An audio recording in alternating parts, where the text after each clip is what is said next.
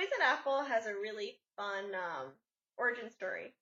I started doing NaNoWriMo, which I'm actually gearing up to do again, back in too many years than I want to admit ago. And I did it the first year and wrote a book that will never see the light of day. It was just one of those 50,000 words. Oh, look, I've plunked it out. And it has no plot whatsoever. It makes no sense. And then I wrote a story that was about a girl, and it wasn't a young adult at first. This one is definitely a young adult. But this, the original was, I was a girl who met these guys, she got kicked out of her house, she met these guys at a bar, gets involved with, cocaine, and it goes on this downward spiral and dies. Spoiler. But it's not a spoiler for this book. So, depressing as fuck. I wrote some shit when I was a teenager that was, super broody and melancholic, and as I grew into an adult, I'm like, wow, I don't want to be there anymore. I want some escape. Come on, let's roll with this. So, it was a really intense book, and kind of, not the intensity of, Requiem for a Dream, when we're talking about drug addiction and spirals, but it was depressing. And when I wanted to rewrite it, I was like, you know what, no, I don't want to, go that route again. But I did want to capture the loner feeling and the drama of the original, where, this girl had gotten kicked out by her stepmother, her dad had abandoned her, she deals with deaths in the family, she deals with the loss of a parent, because she lost her mother at an early age, and a lot of self-blame and, trying to fight through all that to rebuild her life when she has nothing. She's been beaten down so many times, and so young. And she meets these guys at a diner.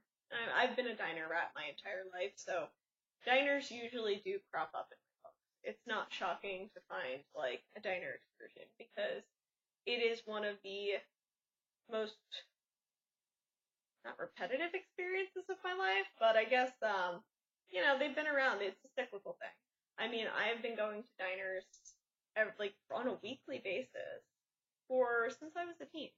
And that's never left, actually. And so for me, it symbolizes a big thing about family and that communal dinner that brings people together. And, that's actually kind of how, Neve meets these guys that have that diner night cycle. They have those familiar friendships and gets welcomed into that fold. And through that, she begins to rebuild. Even though life keeps slinging shit at her, she starts to finally build that foundation of, footing that she can stand on, that she can brave all these heartaches that keep hitting her. And I love Neve's resilience throughout.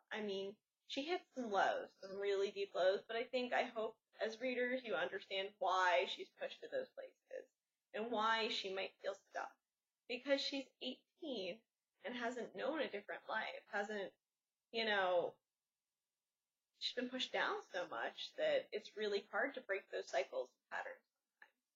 And so it was funny because, I feel like when you're writing stuff, people are always worried, oh, what if it's a waste? Well, this one was a recycled book.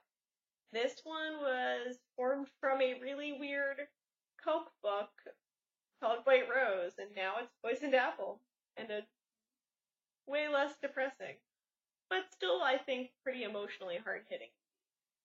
So if that's the story type of read you want, and then it actually does have fringes of Snow White, hence the Poisoned Apple, but it's not an in-your-face thing.